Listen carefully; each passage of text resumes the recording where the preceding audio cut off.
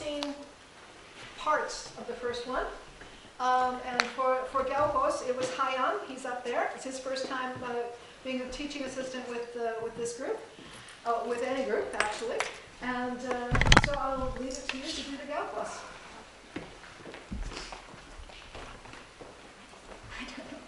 Let's see if it works.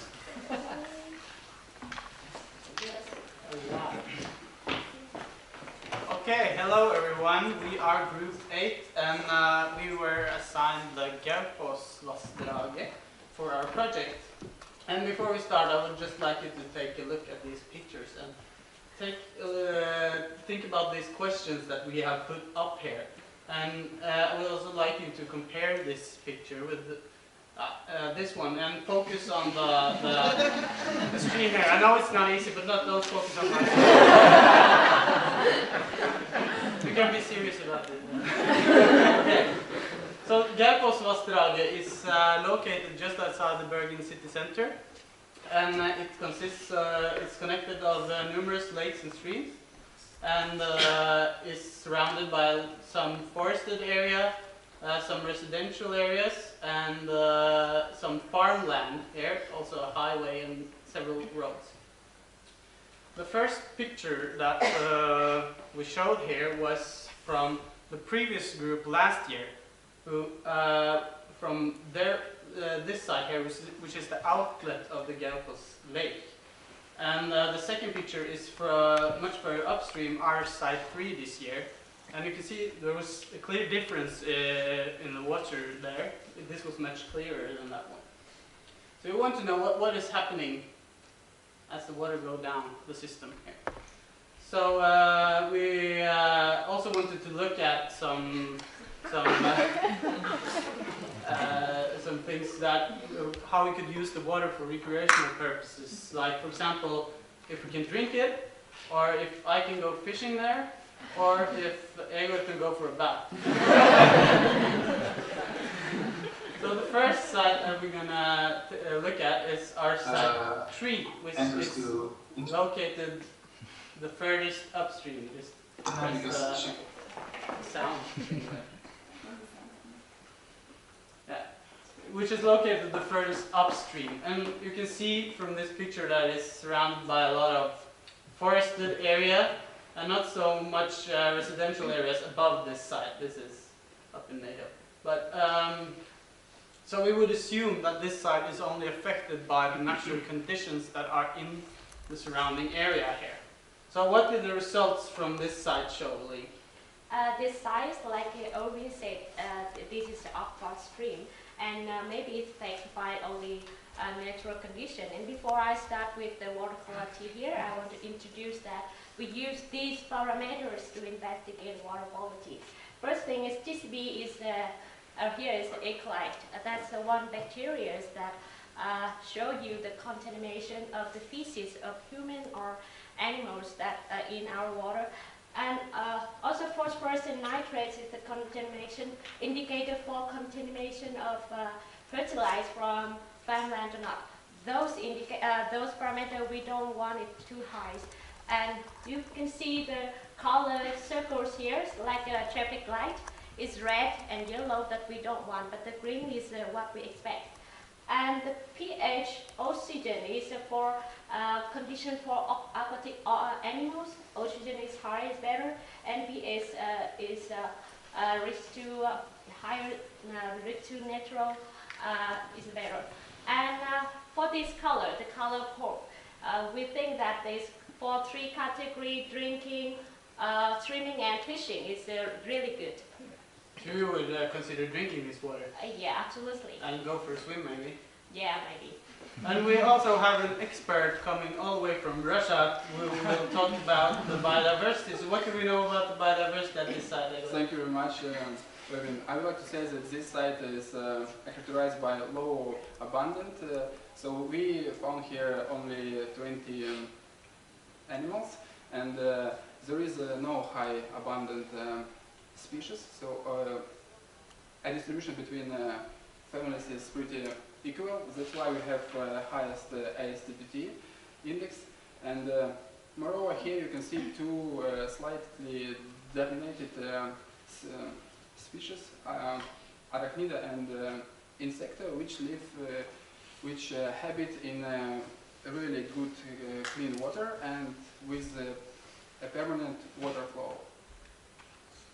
So, and you can see the beautiful moss here. They prefer the acidic water, and this is place for them. So I recommend you, if you have problem with your stomach, don't drink this water. And Ego, you drank it. How do you feel? So it was pretty good, and as you can see that I'm still alive. So we move on to the next site, which is located much further downstream. It's the site 2.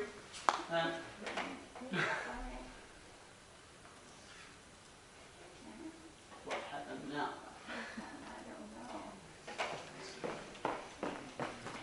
Don't worry.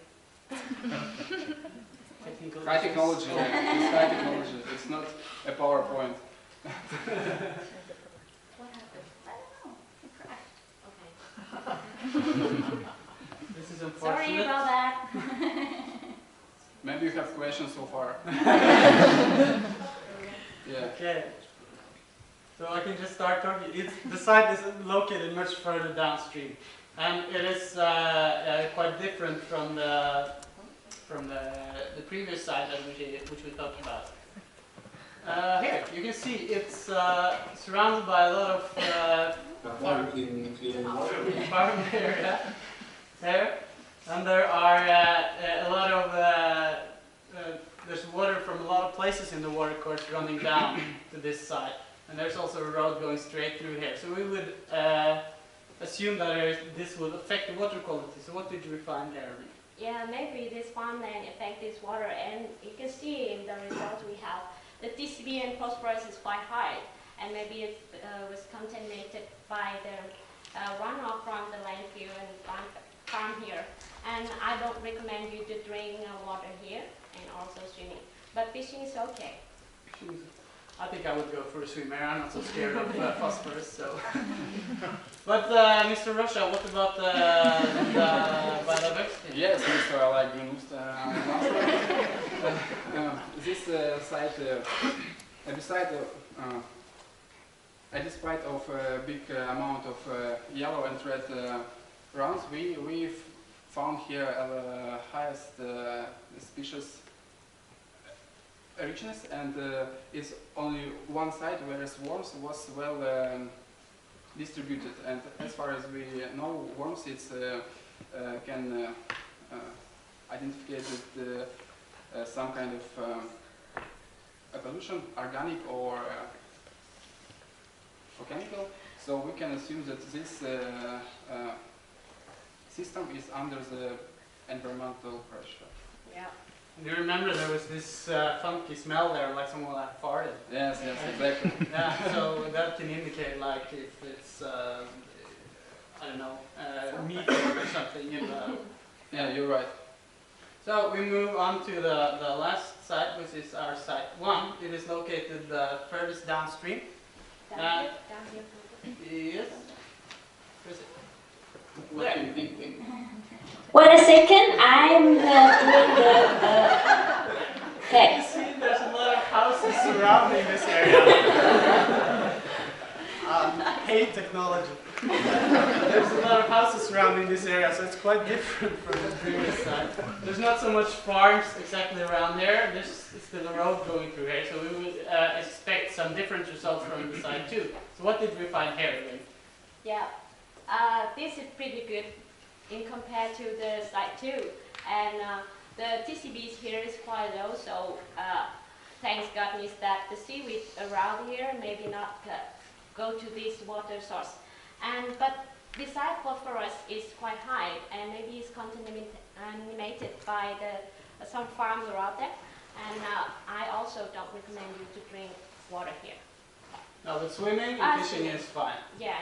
So what about the biodiversity? Yeah, it's a site where we found the highest abundance. There was more than 200 animals, and it's very important to know that these 2 species of mollusk contribute more than 80% of total abundant. So now we can assume that the ASTPT index is very low, and this system is not sustainable. Moreover, you know that mollusk is filter feeders, and we can assume that here are a lot of microalgae or zooplankton. It must be there. So now we have looked at the 3 sites, but what does this mean for the whole water course? Maybe you can tell us something about that, Kate. So, based on the previous year's sample sites, which they sampled here, the red arrows, we would expect really bad water quality running from the upstream and all the way down. But what we actually found was that, especially this one, which is not connected directly to this one, it's further up, and it meets this poor quality water around here, and then it runs back down. But surprisingly, our site 2, which is here, is more contaminated than site 1. So what is happening here is that we think maybe the Baikals water is working as some sort of a sink. So it accumulates a lot of the nutrients from the farmlands around here, but we didn't really test this lake, so that's obviously something that needs to look into further. As well as this water is kind of like a medium sort of quality from last year.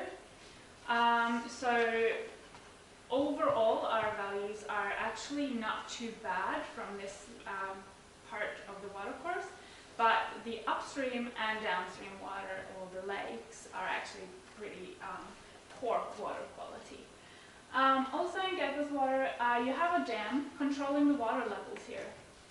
And this dam is actually lowering the water levels from about 10 to 12 meters to 2 meters when they need to clean out the dam thingies. But this hasn't really been looked into, like what does that do to the biodiversity in this water and the water quality?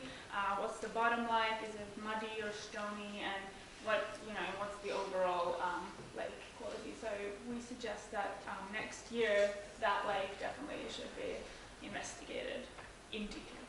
So, and one more thing that I think the water from the upstream is quite good is from the nature source that we got from our mother nature. But that because of our activity, human activities around it make it worse. So to make it don't be worse than next years or many years later, so we should do something to prevent, minimize effect of our activity to the water source. We think that this water source could be improved just by management because the water running into the water course looks really nice. So, definitely. Yeah, will be right. So our conclusion? Overall water quality from our sides is actually fair. They're not very polluted and they're not great, but they're not too bad. The sources of pollution that we are investigating are the landfills around the water course and the farms and the settlements. So they're all spot sort of pollutions and local pollutions.